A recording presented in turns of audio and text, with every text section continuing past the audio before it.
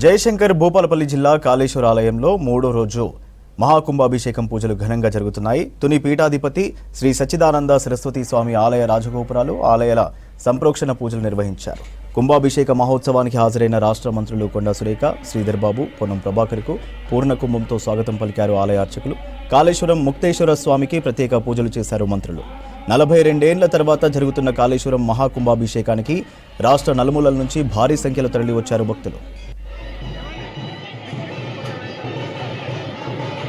మన పూర్వజన్మ సుకృతం